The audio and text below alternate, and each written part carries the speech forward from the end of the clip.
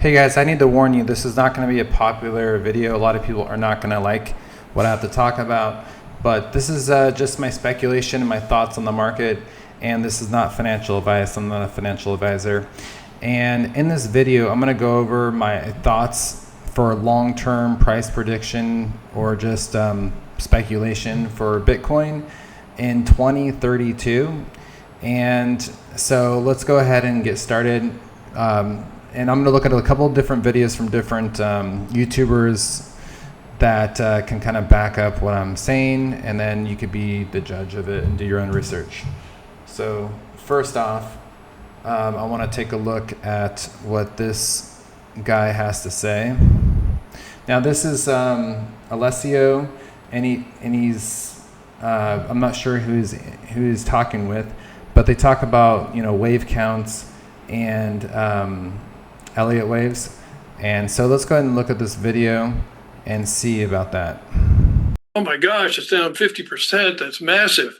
But it's not that big when you look at how far it has come. Now we're seeing the correction, and I think what you're saying is this correction is still not done. This bear market is still not done. We have lower to go. Am I correct in saying that? That's right. You have to understand how little it has come down, even though it's been cut in half. I think the downside potential is very, very large from the point of view of somebody who bought it somewhere in this box. I mean, that's way below some of the targets I've mentioned and some people have mentioned, which is 50K. That's why I thought I'd show it to you. The wave 4 in parentheses there at 3,500.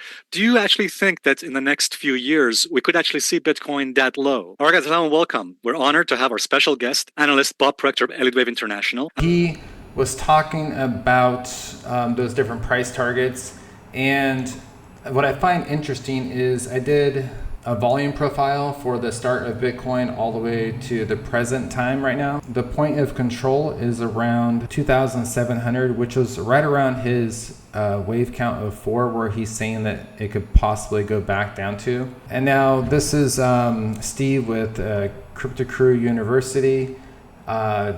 And he's talking about how there's diminishing returns, how this was a huge return, and then this one was less, and then this one was less, and this one was less. All of the years since. In fact, the next cycle from here in November 2011 up to the top of 2013, that percentage gain was also never seen again, because it was way smaller than the first percentage gain, and still it was never seen again. And the next percentage gain in 2017 was also never seen again. And it was also smaller than the previous one by a wide margin, which the previous one was way smaller than the first one by a wide margin. Do you see a trend? Because I tried to tell everybody this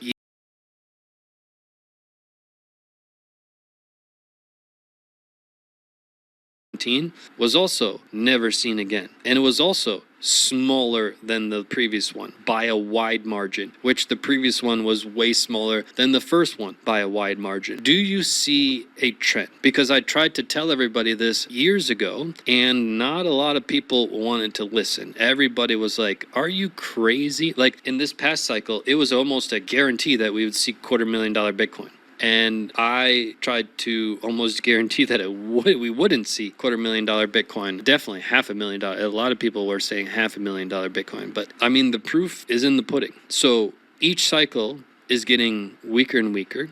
And each cycle percentage gain we have never seen again. And I just want to point out the percentage gain from last cycle. Let's just go and look at it. So from the bottom of the market all the way to the top, we're looking at about 700%. Expect us never to see that for this next cycle. However, I do have some good news. I think what's going to happen is we're going to go through a rough period in Bitcoin, which is what we've seen the stock market do for over 100 years. Like every 30-ish years, there's a 10-year period of devastation, of bloodbath, and then the cycle will repeat. In other words, this is sort of one cycle, okay? All these years of Bitcoin that we've had since the start is one whole cycle. And I think that rough cycle is going to repeat after a 10-year devastation cycle. In other words, what I just described is like 40 years into the future.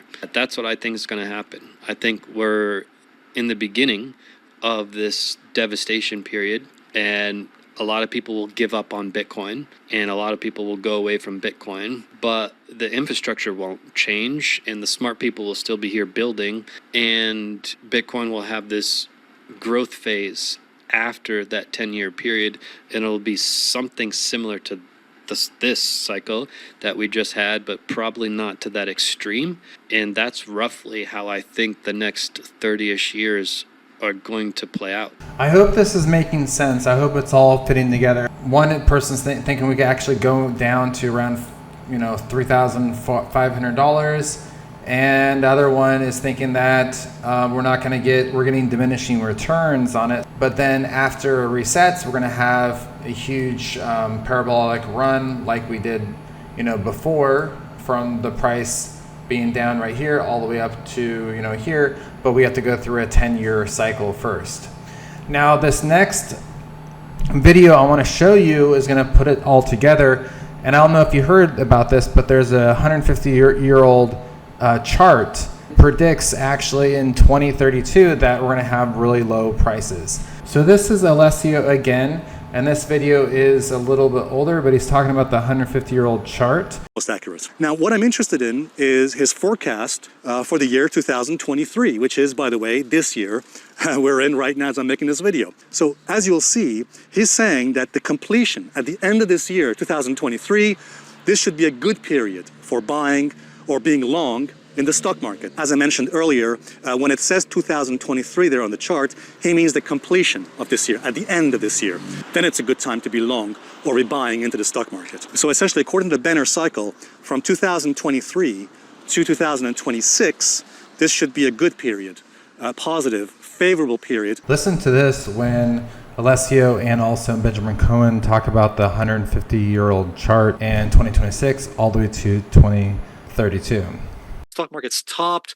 Bob Prechter seems to be of the view that we could potentially see a top this year if it hasn't already happened. When you see the year 2026 there and the minor cycle, that means the end of 2026. According to his cycle, we could be in a bear market all the way to 2032. So to recap, right here, they're talking about how it could retrace down to this number 4 here, minimum downside target of 3,233. The question is when. And looking at this to support it, Steve with Crypto Crew University, diminishing returns every time. And the last cycle, it was only 700%. I've looked at these cycles and they diminish by at least half. So that's talking about 330% this next cycle. This chart talks about how we could be topping the end of 2026 and then having a bear market all the way to 2032.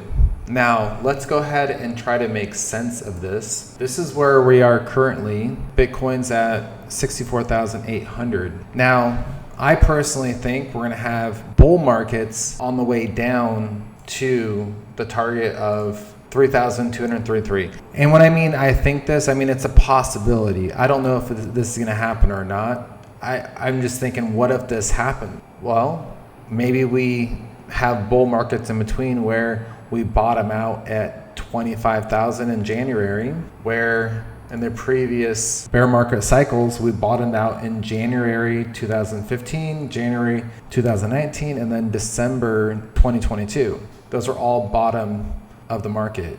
So that would leave us at January 2027 or December 2026.